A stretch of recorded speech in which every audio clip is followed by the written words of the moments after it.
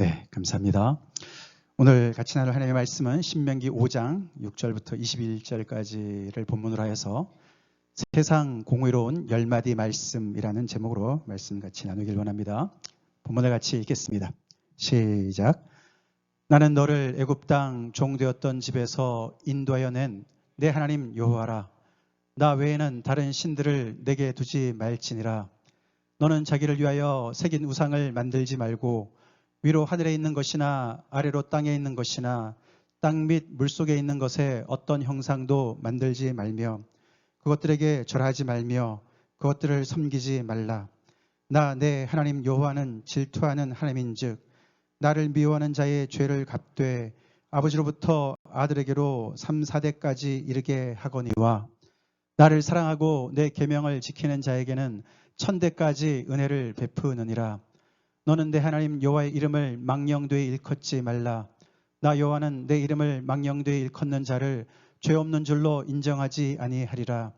내 하나님 여호와가 내게 명령한 대로 안식일을 지켜 거룩하게 하라.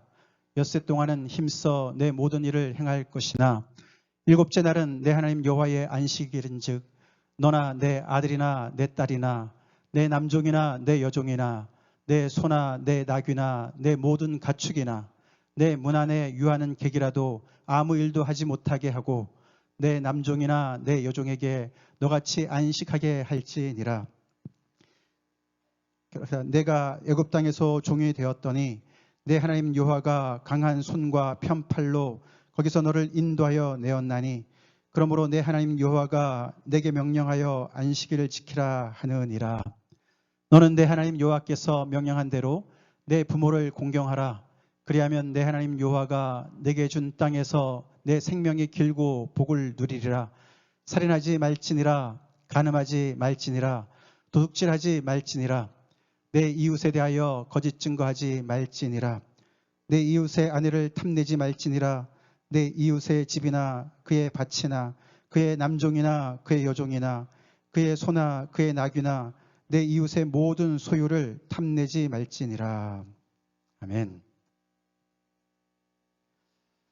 저희가 새해 들어서 신명기 말씀을 묵상 중에 있고 사실 매일 성경의 진도는 벌써 6장으로 들어갔지만 오늘은 저희 지난주 금요일 본문인 신명기의 그 5장 말씀을 같이 묵상하기를 원해서 오늘 본문으로 잡았습니다. 오늘 말씀의 제목을 세상 공의로운 10마디 말씀이다 이렇게 잡았는데요. 여기 10마디 말씀이 뭐 같습니까? 10계명. 네, 맞습니다. 10계명입니다.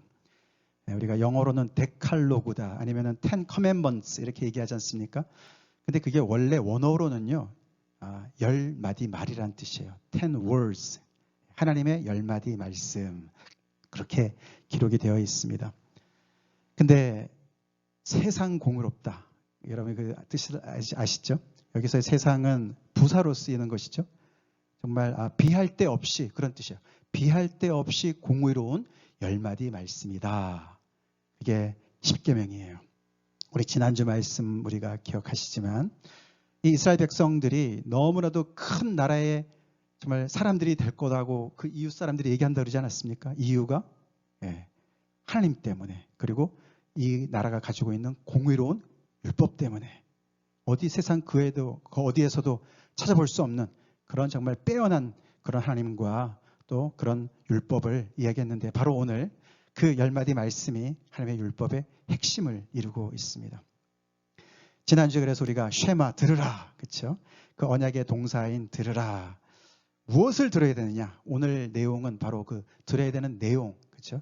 그 안의 내용을 집중해서 오늘 말씀을 우리가 듣게 되는데 그것이 바로 하나님의 10마디 말씀입니다. 흔히 얘기하는 10계명이 되겠습니다. 우리 잘 들읍시다. 10계명 여러분들 중에 또 외우시는 분들도 계실 것 같고 또 저희 교회 이쪽으로 이제 이전하면서 그때 창세기 출애굽기 쭉 좀 따라가면서 말씀을 전했던 기억도 있습니다만 오늘 말씀을 또 여러분 들으시면서 새로운 또 그런 은혜가 있기를 간절히 기도합니다. 자, 10마디 말씀이니까 우리가 10절로 끝나야 될 것 같지 않습니까? 10절로 끝나야 될 것 같은데 오늘 본문은 6절부터 21절까지예요. 그래서 전체 본문이 16절로 구성이 되어 있지 않습니까? 16절로 구성이 되어 있어요. 그래서 10마디 말씀인데 한 절 이상이 되는 것도 있는 것을 보여주고 있죠. 우리가 좀 살펴보면은 8개의 계명은 한 절씩 되어 있습니다. 그래서 10개 중에 8개의 계명은 한 절씩 이렇게 딱딱 되어 있는데 우리가 다 같이 읽어봤지만, 근데 두 번째 계명은 세 절로 구성되어 있습니다. 두 번째 계명은 세 절로 되어 있고 조금 더 긴 게 나와 있는데 하나가 몇 절 계명이죠? 혹시 기억나세요? 제일 길게 설명이 되어 있는 계명이 몇 계명일 것 같습니까? 네 번째 계명이에요. 네 번째 계명은 4절이나 4절이나 이렇게 커버를 하고 있습니다. 그래서 총 16절, 그래서 참 그 10계명의 전문 한 절까지 해서 16절이 총 16절을 이루고 있습니다. 오늘 6절 말씀이 우리가 전에 배웠지만 10계명의 전문이다. 그런 그 말씀 기억나시죠? 그 각 나라에도 헌법이 있고 헌법이 1장 1조 이렇게 시작하기 전에 전문이 먼저 나옵니다. 그래서 그 나라의 전체 근간이 되는 어떤 가치들을 먼저 얘기하는 것이 전문이라고 그랬죠. 프리엠블이다. 영어로는 프리엠블이라고 하는데 각 나라마다 다 있습니다. 이 10계명도 마찬가지죠. 하나님께서 이 백성에게 주시는 헌장이나 마찬가지인데 그 헌장이 구체적으로 시작되기 전에 거기에 하나님의 어떤 구체적인 그런 방향과 가치와 그 토대가 되는 것을 먼저 말씀해 주시는 것이 전문이에요. 그것이 바로 6절에 나와 있죠.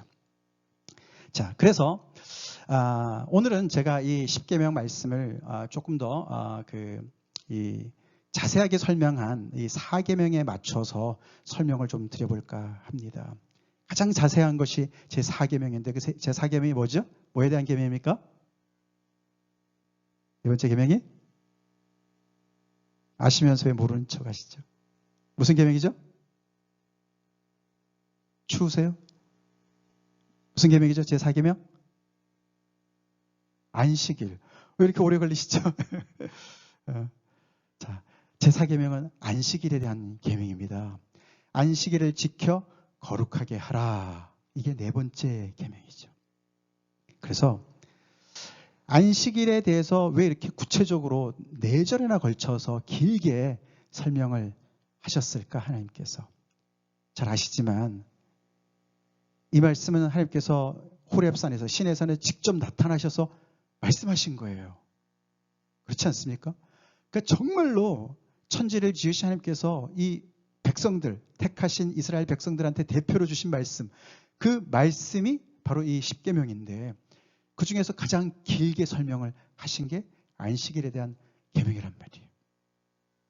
왜 가장 자세하게 설명을 하셨을까? 좀 생각을 해봤어요.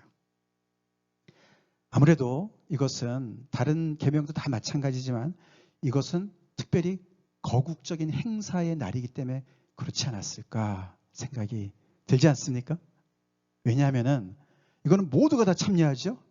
모두가 다 참여해야 되고 심지어는 가축까지 참여를 하지요. 소나 나귀나 그렇죠? 가축까지도 다 참여를 하고 그리고 정규적으로 합니다. 그렇죠? 매주 마지막 일곱째 날에 그걸 계속 반복해서 하는 거예요. 그렇기 때문에 모든 백성들이 다 참여해야 되는 거기 때문에 굉장히 더 자세하게 마치 무슨 그런 모든 백성들이 다 함께 참여하는 어떤 행사와 같이 그렇게 되는 거기 때문에 하나님께서 더 자세하게 설명하지 않으셨을까 그런 생각을 우리가 해보게 됩니다. 이웃 나라 사람들이 봤다면은 쟤네 뭐 하는 거지? 아니 뭐 열심히 살다가 갑자기 일곱째 날이 되면은 올스탑이 되는 거지 않습니까? 올스탑이에요. 아무도 일을 안 해요. 동물들도 그냥 놀고 있어요. 그게 매 7일째마다 계속 반복이 되는 거 아닙니까? 쟤네 왜 저럴까? 이상하다. 너무너무 신기한. 그렇죠? 그래서 하나님께서 이 모두가 여기에 참여하게 하도록 하기 위해서 이렇게 자세하게 설명을 한다라고 볼 수가 있고 더 나아가서는 그것이 사실 바깥의 사람들이 볼 때 가장 눈에 띄는 거 아니겠습니까? 그렇죠? 그들이 하나님을 경외하는 것도 결국 나중에는 띄겠지만, 눈에 띄겠지만, 그냥 금방 눈에 띄는 것은 매주, 그죠? 세븐스데이마다, 일곱째 날마다 계속, 아니 쟤들은 저거 뭐 하는 거야? 너무 신기하다. 뭘 하지? 계속 가장 이렇게 눈에 들어오는 가시적인 어떤 눈에 띄는 그런 행사였을 겁니다. 그래서 굉장히 뭔가 하나님께서 그들에게뿐만 아니라 세상 이방 나라들한테도 던지고자 하신 하나님의 어떤 메시지가 있었고 의도가 있었고 계획이 있었던 것이죠. 그렇죠? 그걸 우리가 생각을 해봅시다. 그래서 이 안식일, 네 번째 계명인 이 안식일을 중심으로 해서 이 한번 이스라엘 공동체를 한번 우리가 들여다보자고요. 그래서 가상의 인물을 한번 선정해 봅시다. 이웃나라, 이방나라 사람이에요. 이 사람은 기자 출신이에요. 그래가지고 이 이스라엘 땅에 와가지고 취재를 하는 겁니다. 우리가 상상을 해봅시다. 그렇게. 도대체 당신네 나라는 무슨 이유로 왜 지금 뭘 하고 있는 겁니까? 왜 가만히 다들 이 나라는 왜 이렇게 가만히 있죠? 이런 질문을 한다고 우리가 상상을 해보자고요. 너무 진기한 풍경이 아니겠습니까? 우리가 지금 뭘 하고 있나 대답하는 그 백성이, 이스라엘 백성이 뭘 하겠습니까? 우리는 지금 그냥 보시다시피 그냥 쉬는 거예요. 이 일을 중단하는 거예요. 아무것도 안 하는 거예요. 우리를 여기까지 인도하신 우리의 신인 하나님이 우리에게 그렇게 명령하셔서 우리는 그렇게 하고 있습니다. 라고 설명을 하겠죠. 그래도 괜찮냐? 궁금하지 않겠습니까? 그렇죠? 근데 거기에 많은 의미가 있음을 설명을 해줍니다. 그 이방 사람한테 설명을 해주는데 어떤 의미가 있나? 첫 번째, 우리는 이런 일곱 번째 날을 쉬면서 우리는 더 이상 종이 아니고 자유민이라는 것을 선포하는 겁니다. 우리는 원래 종이었습니다. 연중 무휴로 365일 하루에 24시간 7 days a week 계속 우리는 종살이 했던 사람들입니다. 근데 이제는 우리는 자유인이 되었습니다. 그래서 우리는 이렇게 쉬면서 우리는 하루를 누릴 수 있습니다. 그런 얘기를 합니다. 그리고 우리는 더 이상 이 일을 위해서 존재하지 않습니다. 우리는 필요한 일만 합니다. 우리가 이 일을 위해서 존재했던 사람들이었는데 이제는 더 이상 우리는 이 일을 위해서 존재하지 않고 우리는 다른 가치를 위해서 살아갑니다. 그것이 우리가 이렇게 일주일에 한 번씩 쉬게 하는 하나님의 안식일의 의미입니다. 그리고 거기에는 차별도 없습니다. 저만 쉬는 게 아니고 저희 자녀들도 쉽니다. 저희의 남종 여종도 쉽니다. 물론 우리도 여러분들과 같이 여러분 나라와 같이 종제도가 있습니다. 그렇지만 이날만큼은 우리는 모든 신분을 뛰어넘어서 모두가 다 함께 쉽니다. 내가 주인이라고 나만 쉬고 종은 일을 시키고 그러지 않습니다. 다 쉽니다. 심지어는 손님도 쉬게 합니다. 그뿐만이 아니고 동물까지도 다 쉬게 합니다. 그렇게 설명을 하는 거예요. 이방 사람으로 이 기자가 들으면 들을수록 와, 도대체 이런 발상은 어디서 나왔을까? 어디서 나왔을까? 듣도 보도 못한 이 이야기는 도대체 어디서 나왔을까? 궁금하지 않겠습니까? 이게 그 당시의 사고로, 지금도 그렇지만요, 그 당시 사고로는 도저히 이해가 안 되는 그런 이야기예요. 그를 매주마다 하는 거예요. 그러면서 이 이스라엘 사람이 얘기합니다. 결국 이것을 통해서 하나님은 우리로 하여금 창조의 리듬을 회복하게 우리를 연습시키는 것입니다. 그렇게 설명을 합니다.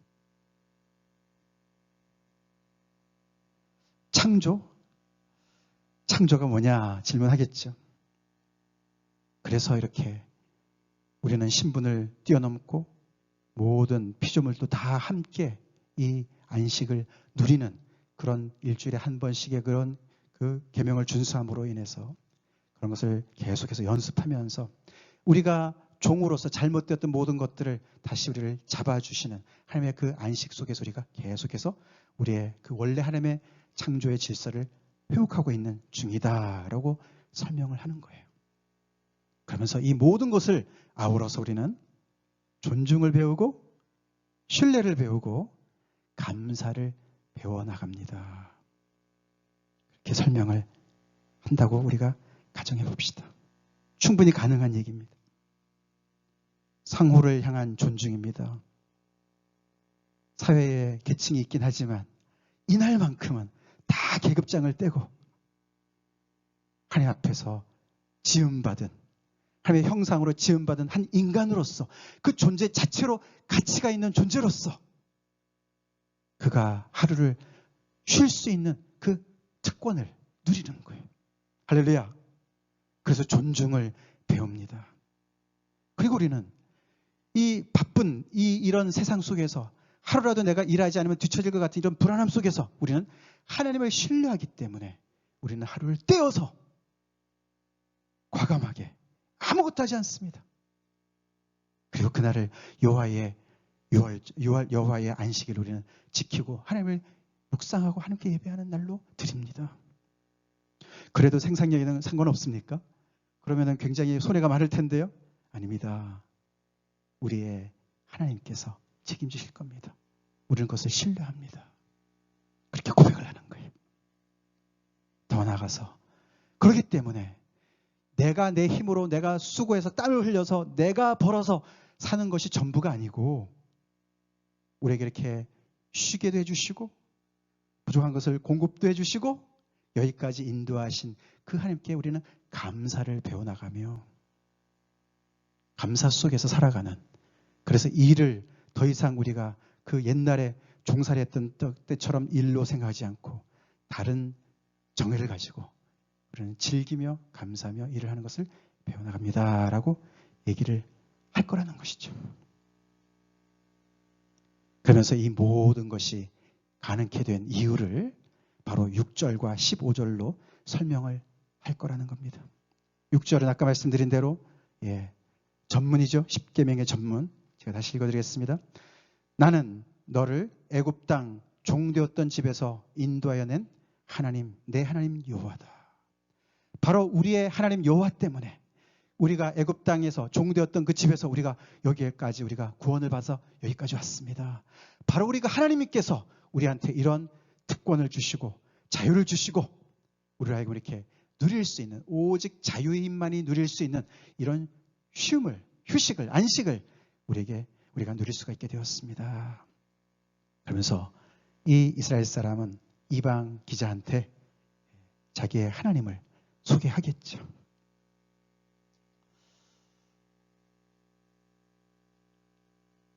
자, 여기서부터 출발하면서 여기서 끝이 아닙니다. 이건 시작일 뿐입니다. 자, 그러면서 사실 안식이라는 것은 우리가 아무것도 일을 안 하는 것인데 그렇다고 우리가 맨날 그냥 아무것도 안 하는 것이 아닙니다. 우리는 엿새 동안 열심히 일을 합니다. 우리의 하나님 여호와께서 엿새 동안 일을 열심히 하라고 했습니다. 근데 열심히 일을 하는데 우리는 우리가 옛날에 이 하나님을 모를 때와 같이 그렇게 우리의 욕심을 따라서 열심히 살지 않습니다. 그러면서 제 10번째 계명인 탐심에 대해서 설명할 겁니다. 우리 하나님은 탐내지 말라고 말씀하셨습니다. 잘못된 것을 탐내지 말라고 말씀하셨습니다. 사실 이 탐심이라는 이 단어는요, 원뜻을 보면 이것은 나쁜 뜻이 아닙니다. 그냥 중간이에요, 중간. 그냥 desire. 어떤 소원을 얘기하는 거예요. 이것이 뒤틀려서 잘못돼서 잘못 방향으로 갔기 때문에 남의 것을 향해서 가기 때문에 남의 것을 향해서 그것을 자기 것으로 만들려고 하기 때문에 그것이 탐심이 되는 것이라는 거예요. 그래서 하나님께서는 우리로 하여금 이렇게 쉬는 것도 가르쳐 주시지만 우리가 열심히 어떤 방향을 향해서 열심히 달려가도록 우리를 다시금 우리를 이렇게 회복시켜 주십니다. 그래서 우리의 하나님은, 여호와 하나님은 탐심을 버리라고 얘기하십니다. 이웃의 것을 그 어떤 것도 아내든지 남종이든 여종이든 집이든 뭐 땅이든 그 어떤 것도 그것은 하나님께서 그들에게 정해준 구역이 있고 나의 구역도 있고 그 바운더리를 존중하라고 지키라고 그렇게 말씀하셨습니다. 자, 그러면서 올바른 방향을 잡고 그 계속 열심히 이렇게 살으라고 열심히 일을 하라고 그렇게 얘기를 하는 모든 내용들 속에 5번째 계명에는 부모공경도 들어가 있고 6번째, 7번째, 8번째, 9번째 살인하지 말라, 간음하지 말라, 도둑질하지 말라, 거짓 증거하지 말라라는 계명까지 다 포함하면서 설명을 하겠죠. 우리가 여호와를 알기 전까지는 우리 안에 이런 정말 잘못된 방향으로서 다른 사람의 것까지도 우리가 탐하고 그것을 얻기를 위해서 우리가 애를 썼지만 그래서 필요하면 우리가 여러 가지 것들을 우리가 취했지만 하나님은 우리에게 이런 안식의 복을 주시고 구원을 주시고 그분이 우리의 공급자 되시기 때문에 하나님은 그분을 신뢰하면서 이 모든 잘못된 삶 속에서 돌이키라고 말씀하시고 금하셨습니다. 그렇게 볼 때 우리는 이 밑에 부분은 다 서로 간의 이웃과의 관계 아니겠습니까? 그렇죠? 사실 이 얘기를 하면서 이 사람은 우리도 비슷한 것이 있다고 얘기하겠죠. 그렇죠? 여기 부모 공경부터 5, 6, 7, 8, 9는 모든 사회가 다 이런 정도의 계명 가지고 있지 않겠습니까? 도덕이 있어요. 그렇죠? 그런 게 없으면 어떻게 사회가 질서가 잡히겠습니까? 우리도 비슷한 게 있다고 얘기를 분명히 할 겁니다. 근데 이 이스라엘 사람의 이 이야기를 가만히 들어보니까 그것은 사실 탐심, 이 마음의 이 디자이어가 해결되지 않고서는 제대로 방향을 잡지 않고서는 해결이 안 되는 부분인 것을 알아채야 되는 것이고 더 나아가서는 그 탐심이 해결되는 이유는 하나님의 은혜, 안식의 은혜를 누렸기 때문에 받았기 때문에 구원을 받았기 때문에 그것이 해결되는 것을 눈치를 채야 되겠죠. 우리도 그런 법이 있긴 하지만 훨씬 더 본질적이고 깊이가 있고 이게 정말 가능하겠구나. 그냥 법으로 규제를 해서 그런 것들을 정말 인간의 악을 제어하는 어떤 그런 기능만 하는 것이 아니라 뭔가 본질적인 어떤 새로운 어떤 그런 그 가능성이 있는 그런 사회를 이룰 수 있겠구나. 가능성이 있겠구나. 그런 것들을 느끼지 않겠습니까?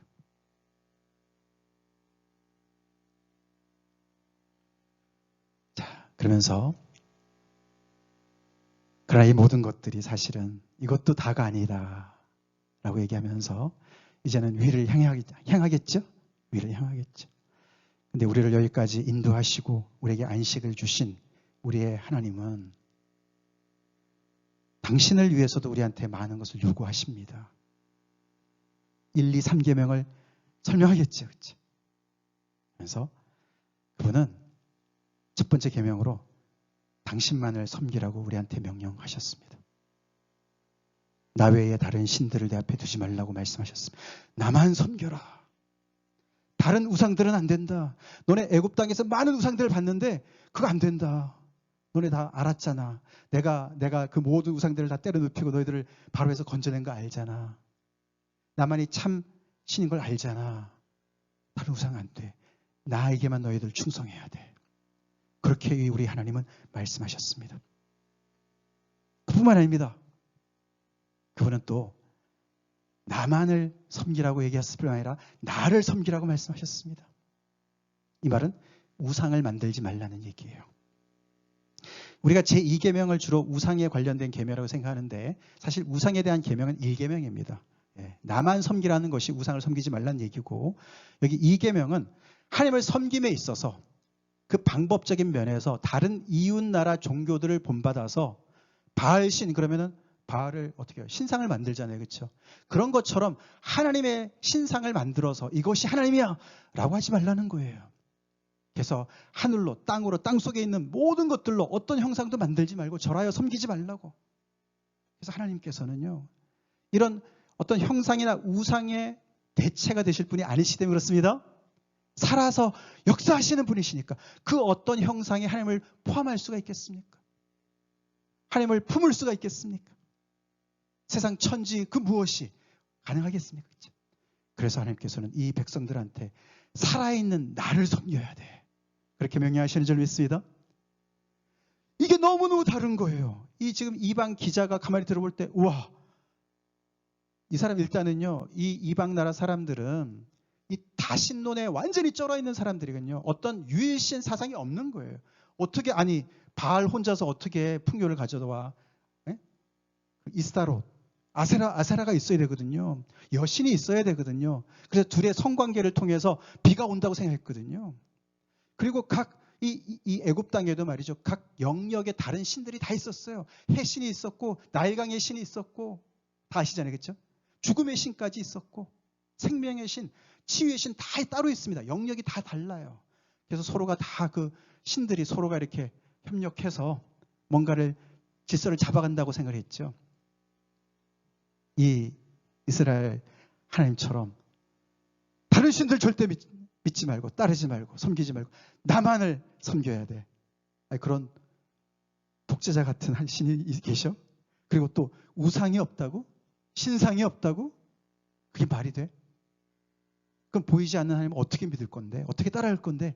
이 모든 것들이 그 당시 생각으로는 정말로 이게 접수가 안 되는 거예요.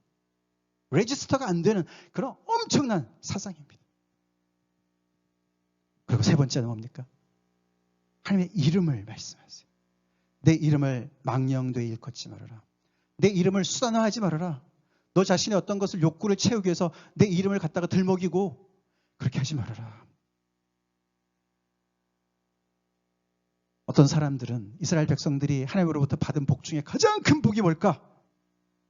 그 복이 바로 하나님의 퍼스널한 이름을 받았다는 거라고 얘기합니다. 하나님의 이름이 뭡니까? 하나님은 그냥 보통 명사예요. God. 보통 명사입니다. 하나님 이름이 있으시죠? 인격체시니까 이름이 있어요. 이름이 뭐죠? 하나님의 이름이? 퍼스널한 이름이 무엇이죠?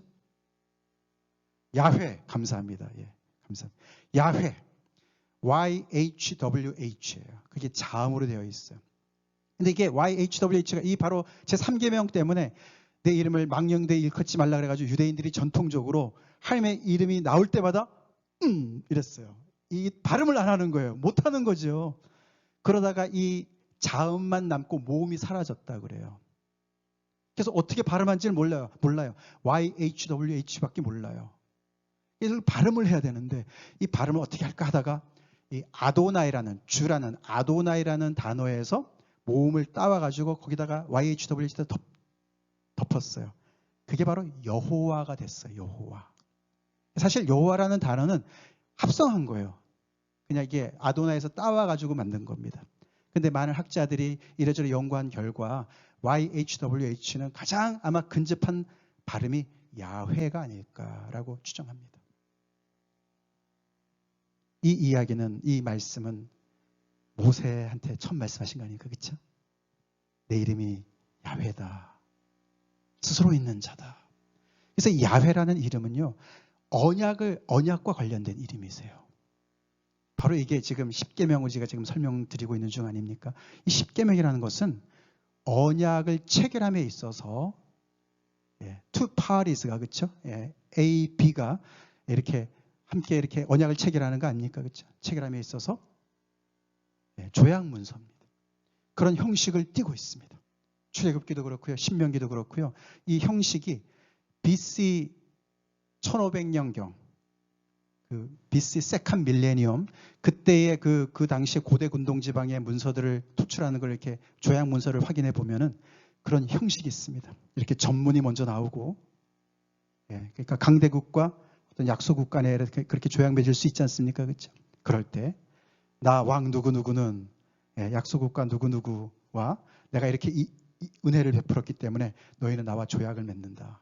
그러면서 조항이 나오는 거야. 너는 이렇게 해야 되고 이렇게 해야 되고 이렇게 되고 전쟁이 일어날 시는 어떻게 해야 되고, 그리고 다음에 이것을 지키면 이렇게 내가 상을 줄 것이고 이것을 어기면 이렇게 벌을 받을 거다. 그러고 나중에 도장을 찍는 거예요. 서로가 인준하는 거예요. 그런 스텝을 이 신명기에서도 밟습니다. 그 계명, 그 이름 속에 이제 그래서 하나님께서 당신의 이름을 여호와라고 밝혀주신 거예요. 내 하나님 여호와. 아까 우리 비유로 다시 돌아가서 이 이스라엘 이 사람이 백성이 이방 사람한테 친절하게 설명을 하는 걸로 해서 가정해 볼 때 이 모든 것들이 결국은 이 언약의 주체자이신 여호와 하나님 때문에 전적으로 시작됐습니다. 그래서 우리는 건강한 사회의 한 일원으로도 우리가 회복이 될 뿐만 아니라 피조물의 한 일원으로서도 창조주 하나님을 올바로 예배하는 그 자리로 우리가 매일매일 나아갈 수 있는 그 길로 우리를 인도하는 것이 바로 이 십계명이, 이것이 바로 율법입니다. 그래서 세상 공의로운 10마디 말씀이 되는 줄로 믿습니다. 그런 것이. 그래서 하나님께서는 이 일을 통해서 정말 한 사람 한 사람을, 이 이스라엘 백성들을 이 말씀 속에 순종하는 자로 살도록, 근데 거기에 가장 출발이 하나님의 은혜이자 그것을 바깥으로 드러내는 안식일을 준수한 일을 통해서 그렇게 모든 궁금증들을 유발할 수밖에 없는 상황이 되고, 그것을 자세하게 설명하면 설명할수록 너무나 비슷한 것도 있긴 하지만서도 세상의 모든 도덕법을 다 아우르는, 그러나 훨씬 더 깊은 전체를 다 포함하는 그런 완벽한 계명이 바로 하나님께서 주신 십계명인 거예요. 그래서 이것을 주신 여호와 하나님의 이름 때문에, 이 이름을 아는 것 때문에 이들은 너무너무 복받은 백성들이었습니다. 이 신명기는 이게 이제 5장에 나오지 않습니까? 이 십계명이. 그래서 이 신명기의 구조를 더 자세히 보면은 그 5장 바로 앞에, 십계명 앞에 4장과 뒤에 6장이 이렇게 십계명을 이렇게 양쪽으로 싸고 있는 샌드위치 구조로 되어 있습니다. 그래서 4장과 6장에서는 특별히 하나님이 얼마나 위대하신 분이신가, 오늘 우리가 찬양을 했는데요. 하나님이 얼마나 위대하신 분이신가, 그 어떤 존재와도 비교 불가능하다, 그 얘기가 계속 반복됩니다. 그러면서 우상을 만들지 말아라, 읽어보신 분 아시지 않습니까? 그렇죠? 그런 얘기가 계속 반복이 돼요. 그러면서 또 따라오는 게 뭡니까? 짝이 뭡니까? 그런 하나님의 언약 백성된 이스라엘 백성들이 얼마나 세상에서 구별된 그런 정말 대조가 안 되는, 다른 어떤 데서도 정말 이렇게 비교할 수 없는 그런 독특한 독보적인 그런 백성들이 되는지, 그것을 계속 설명하고 있습니다. 앞으로 6장 이후에 이 십계명에 그 파생되는 많은 자세한 그런 율례와 규례들이 계속 나오긴 합니다. 저 20장 넘게까지 계속 나와요. 자세한 내용들이 나옵니다. 근데 이 십계명이 그 모든 것에 뿌리가 되는 거예요. 틀을 제공하고 있어요. 이것을 받은 백성이 바로 이스라엘 백성들이고요. 지금 이 광야 2세들이 약속의 땅을 바로 앞에 두고 숨고르기를 하면서 다시 모세를 통해서 하나님께서 이렇기 때문에, 이러시기 때문에, 이런 의도를 가지시고 이런 비전을 가지시고 우리에게 이 말씀을 하시는 거니까 우리가 잘 들어야 돼. 듣고 준행해야 돼. 이 말씀을 정말 모세도 하면서 하나님께서 이런 것을 쫙 이렇게 정말 우리가 상상을 해볼 때 하나님의 마음이 얼마나 뜨거워지셨을까, 얼마나 꿈으로 부르셨을까, 그 생각을 우리가 좀 더 깊이 해봅시다. 깊이 해봅시다. 하나님께서 얼마나 이 순간을 기다리셨겠습니까? 그래서 가진 거 별로 없지만, 우리 지난주에 봤잖아요, 그렇죠?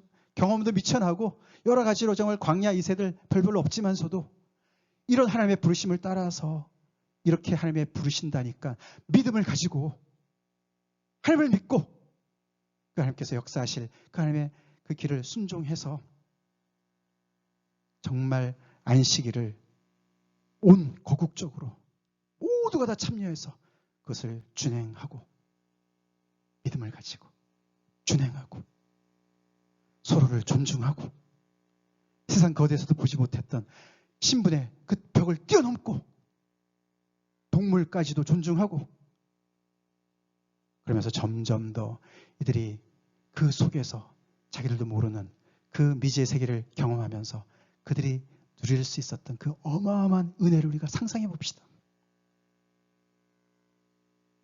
얼마 동안이나 그들이 이것을 지켰을지 모릅니다. 그러나 지금 적어도 이 모세를 통해서 이 광야 이세에게 다시 말씀하시라고 하는 하나님의 이 말씀, 그 정말 하나님의 그 심정과 그 전하는 모세의 심정을 우리가 더 느낍시다. 느낍시다. 그 하나님의 그 소원이 우리 안에 이루어지길 간절히 기도합시다.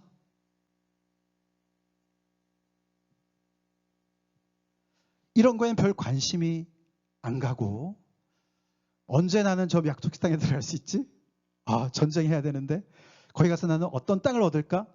뭐 이런 거만 자꾸만 생각이 들기가 쉽겠지 않습니까? 우리도 마찬가지입니다. 우리 이런 하나님의 뜻으로, 하나님의 이런 비전으로 우리가 깊이 깊이 잠깁시다. 여기 시간을 오래 보내야 돼요. 이걸 묵상을 많이 해야 돼요. 교회가 이것을 묵상 많이 해야 돼요. 하나님이 우리를 향해서 어떤 뜻을 가지고 계시고 어떤 원대한 비전을 가지고 계시는지를 우리가 묵상해야 됩니다. 묵상해야 돼요. 하나님께서 채우실 줄로 믿습니다. 하나님께서 역사하시죠. 우리 역사를 통해서 알지 않습니까? 이스라엘 역사를 통해 알지 않습니까?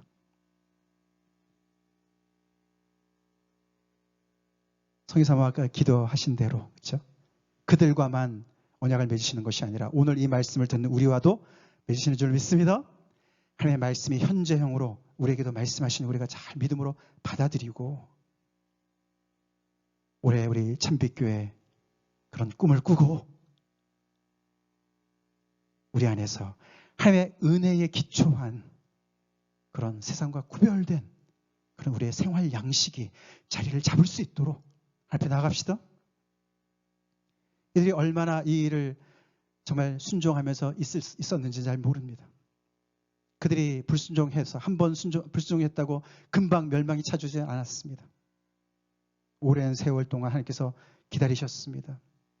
그것을 불순종함이 늘어나면 늘어날수록 사회에 중요한 그런 그 정말 세포 마디마디가 다 병들어갔습니다.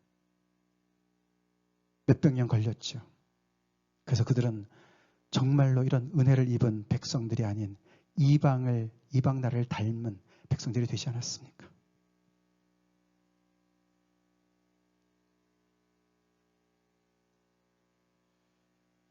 그런 하나님의 열심은 포기치 않으시고 그 이스라엘의 참 메시아를 보내주셨습니다. 아멘. 그래서 우리가 이 자유와 쉼과 사랑의 길로 어떻게 갈 수 있는가? 이스라엘 백성들은 실패했습니다. 근데 우리가 잘 아는 이렇게 말씀하시는 분이 등장하셨어요. 그렇죠? 같이 읽어볼까요? 시작. 수고하고 무거운 짐진 자들아 다 내게로 오라. 내가 너희를 쉬게 하리라. 인자는 안식일의 주인이니라. 할렐루야. 어마어마한 선포자. 예수님의 이 말씀은요, 구약의 이런 엄청난 이런 무게를 다 아우르는 말씀입니다. 하나님의 비전을 다 포함하고, 하나님의 그 계획을 다 포함하고, 그 모든 것이 성취되는, 나를 통해서 성취된다고 하시는 말씀입니다. 수고하고 무거운 짐진 자들아. 오늘이 1월 14일 새해 들어서 둘째 주일인데요. 벌써 짐이 무거우시죠? 할만하세요? 벌써 통독 많이 밀리셨죠? 우리 어제 청년부 모임할 때 어떤 자매님이 저 많이 밀렸는데 어떻게 하죠? 벌써 많이 밀렸죠. 여기 다 짐이에요. 그렇죠? 네, 주님께로 갑시다. 수고하고 무거운 짐을 진 것이 이거 보통 문제가 아니에요. 우리가 짐을 지고 있는데 어떻게 쉽니까? 예수님께서 우리의 죄짐을 져주시고 우리를 자유케 하셨습니다. 죄의 바로의 종에서 우리를 자유케 하셨습니다. 그래서 그분이 우리에게 쉼을 주실 수 있는 거예요. 히브리서 4장에 나오지 않습니까? 안식하는 자는 자기 일을 쉰다. 여기서 이야기하는 이 일이라는 거 우리가 매일 하는 노동, 6일 동안 열심히 하는 노동을 안 한다 이런 뜻이 절대로 아닙니다. 그것을 하는데 제대로 잘하는 거죠. 제대로 잘하는데 우리는 시간의 이 지성소를 만들어야 돼요. 우리가 안식을 어떻게 지킬 수 있을까? 여러분들 하나님과 앞에서 내가 계속 정말 세상의 다른 사람들처럼 똑같이 내가 정말 불철주야 일하지 않으면 나는 미끄러지고 나는 실패하고 사업에도 성공하지 못하고 학업에서도 성공하지 못하고 이런 강박증에 시달린다면 우리 예수님 잘못 믿는 겁니다. 이거 잘 알아셔야 돼요. 예수 믿는 사람들은요. 믿음으로 시간을 떼야 됩니다. 믿음으로 시간을 떼어내야 돼요. 떼어서 하나님께 드려야 돼요. 그게 불과 한 4시간이라도 말이죠. 이 시간을 딱 블락을 해서 그래서 시간의 지성소라고 얘기하는 거예요. 성소에 지성소가 있지 않았습니까? 성전에. 지성소 안에 아무도 들어가지 못했어요. 그런 것처럼 이 시간만큼은 무슨 일이 있어도 나는 하나님 앞에 예배드리는 시간이야. 하나님 앞에 나가는 시간이야. 내가 모든 걸 다 내려놓고 나는 쉬어야 돼. 그런 시간을 만드십시오. 만드셔야 돼요. 왜냐하면 그런 것을 주님께서 십자가에서 주셨고 여기 인자는 안식일의 주인이란 말씀도 예수님이 안식을 주실 수 있다는 분입니다. 그렇죠? 그런 의미죠. 예수님만이 안식을 주실 수 있습니다. 예수님을 통해서 우리가 안식을 얻었다면 우리의 삶 속에서도 우리 육신이 쉼이 필요해요. 이렇게 우리 그래서 주일에 와서 이렇게 섬기시는 분들한테 늘 죄송하고 미안하고 감사하고 그렇습니다. 그러니까 이렇게 일주일 내내 얼마나 애를 쓰고 애쓰십니까? 그렇죠? 네, 와서 또 저야 이제 오늘이 제가 해야 되는 일이고 그렇지만 여러분들도 시간을 잘 이렇게 생각해 보셔서 하나님 앞에 시간을 떼어놓으시기 바랍니다. 그 시간에 하나님 앞에 나와 예배드리고 일하지 말고 공부도 좀 하지 말고 유튜브도 보지 말고 다른 거 하지 말고 그냥 쉬면서 하나님의 창조 세계를 묵상하고 아멘. 예. 하나님의 구원을 감사하고 그렇게 이 안식의 이 리듬을 찾아 나가시는 여러분들에게 간절히 기도합니다. 너무너무 중요합니다. 이렇게 얘기하시는 예수님을 사람들은 싫어했습니다. 그 당시 바리새인들 너무너무 싫어했고 서기관들 너무너무 싫어하지 않았습니까? 그래서 예수님이 율법을 폐하러 온 줄 알았습니다. 그렇죠? 우리 지난번에 암송했던 말씀 구절이죠. 같이 읽을까요? 시작. 내가 율법이나 선지자를 폐하러 온 줄로 생각하지 말라. 폐하러 온 것이 아니요 완전하게 하려 함이라. 믿습니까? 예수님 믿을 때 우리는 이 10계명조차도 다 이룰 줄로 믿습니다. 순종할 수 있습니다. 그래서 예수님이 그런 맥락 속에서 너희의 의가 누구보다 나아야 된다고요? 서기관과 바리새인보다 더 낫지 않으면 결코 천국에 들어갈 수 없다. 나를 믿는다고 은혜라고 왁사로 되는 거 절대로 아니다 말씀하십니다. 왜요? 은혜가 우리를 그렇게 변화시키죠? 그렇지 않습니까? 은혜가 우리를 하여금 제대로 쉬게 해주고 은혜가 제대로 우리 하나님을 신뢰하게 하고 이 예수님의 이 놀라우신 은혜 때문에 우리가 마음에 여유가 있고 그래서 다른 사람을 사랑하고 존중하는 삶으로 간다는 것이죠. 그래서 진정한 자유와 쉼은 예수님을 통해서 오는 줄 믿습니다. 우리가 예수를 믿는다. 내가 정말 예수님을 제대로 잘 믿나? 그 중간 평가를 해보시려면 이거를 보시면 돼요. 난 얼마나 자유인으로 살아가고 있나. 이들이 쉴 수 있는 것은 자유인이기 때문에 쉬는 거예요. 나를 못 쉬게 하는 것이 나의 상전이 됩니다. 그게 그 상전 아래 내가 종이 되는 거예요. 종이 되는 거예요. 무엇이 나를 못 쉬게 합니까? 미래에 대한 염려입니까? 자녀에 대한 염려입니까? 학업입니까? 그것 때문에 내가 못 쉬겠습니까? 그러면은 그것의 종이라는 것을 알아야 돼요. 예수님 우리를 자유케 하셨습니다. 그래서 그 어떤 것의 종에 그 멍에를 쥐지 말라고 그렇게 우리가 말씀 듣고 있지 않습니까? 그래서 우리가 정말 복음 안에서 참 자유를 누리는 사람들 됩시다. 그래야 우리는 쉼이 있어요. 마음에 쉼이 있어요. 잘 쉬어야 일도 잘할 줄로 믿습니다. 잘 쉬어야 다른 사람이 사람으로 보이는 거예요. 돈이 돈밖에 안 되는 걸 볼 수 있는 겁니다. 아멘이십니까? 안 그러면 우리가 눈이 뒤집히고 정말 우리의 이 마음의 욕심이 점점 더 자라서 우리를 잘못 인도하지 않습니까? 복음의 안에서의 자유와 쉼을 올해는 더욱더 많이 누리는 여러분 되시길 간절히 기도합니다. 그러고 나서 그렇게 우리가 쉼을 통해서 우리는 드디어 사랑의 길로 달려가지요. 달려갑니다. 성경에 그런 말들이 얼마나 많이 나옵니까? 우리 최근에 빌립보서 말씀드렸죠. 오직 너희는 복음에 합당하게 생활하라. 아까 우리 하나님의 그 엄청난 그런 비전을 생각할 때 이 이스라엘 백성들이 정말 거기에 초점을 맞췄다면 이들이 얼마나 조심스럽게 그 땅에 들어가서 하나님을 위해서 살았겠습니까? 그것이 바로 자기를 위해서 사는 것이고 자기의 모든 자손들을 위해서 사는 것이고 그렇게 살았겠습니까? 그런 것처럼 우리가 복음 안에 진정한 이 정말 마지막 구원자 되시는 예수 그리스도, 우리의 새 언약의 중보자 된 예수 그리스도를 믿는 우리가 참 자유를 누리고 참 쉼을 누리는 가운데 진정으로 하나님을 향해서 달려가고 이웃을 향해서 달려가는 그 삶을 살도록 하는 것이 복음인 줄로 믿습니다.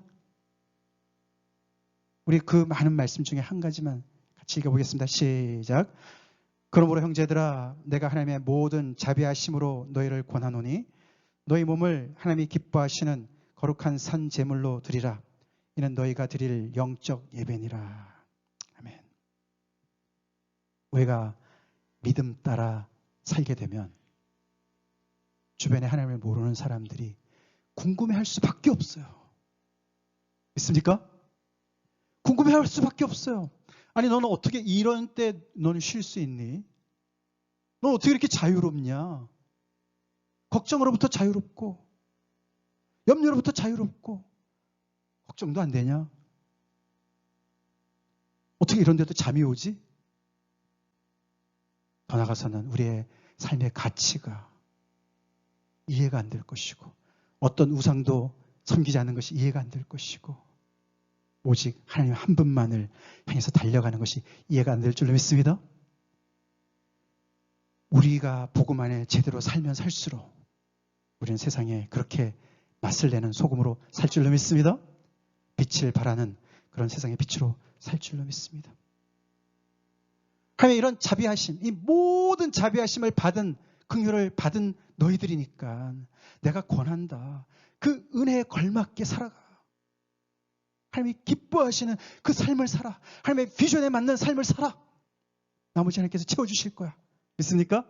하나님께서 채워주실 거야. 그렇게 우리 복음에 합당한 삶으로 달려갑시다. 다 같이 기도하시겠습니다.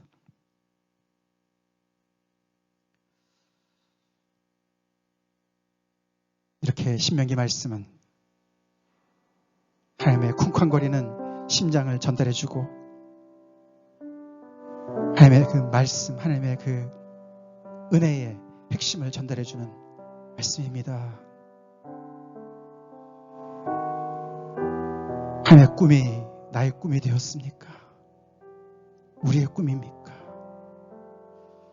우리는 왜 이렇게 내 문제 속에 이렇게 계속 거기서 서성거리고 있을까? 오늘 말씀을 들으면서 다시 한번 우리 회개합시다. 그 모든 거 내가 책임질 거야. 하나님 말씀 들읍시다. 듣고 하나님의 말씀에 맞춰서 제가 생각을 고쳐먹겠습니다. 다시 꿈을 꾸겠습니다. 다시 비전을 향해서 달려가겠습니다. 그리스도 예수의 그 십자가의 은혜가 저에게 있는데 저의 영원한 과제가 해결되었는데 제가 그 안에서 자유를 누리지 못했습니다. 쉬지 못했습니다. 용서하십시오. 하나님도 사랑하지 못했고 이웃도 사랑하지 못했습니다. 달려가는 삶 없이 맥 없이 주저앉아 있었습니다. 용서하십시오.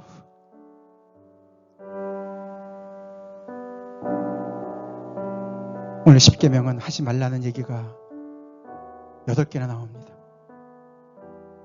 그러나 우리가 복음 안에 들어온 사람들은 안 하는 건 당연하고, 살인을 왜 합니까? 원수까지 사랑하라고 주님 말씀하셨습니다. 여자를 보고 음욕을 품지 않고 오히려 깨끗한 마음으로 교회 안에서 형제 자매로 공동체를 이루어나갑니다. 도둑질을 왜 합니까? 우리가 열심히 땀을 일해서 가난한 사람을 돕고 섬기는 그런 사람으로, 그런 삶으로 달려가라고. 거짓 증거 아닌 오직 정말 온전한 진실만을 예면 예로 아니면 아니오로 복음을 증거하는 사람으로 그렇게 우리를 정말 살으라고 하나님의 복음이 우리를 종용하고 있습니다.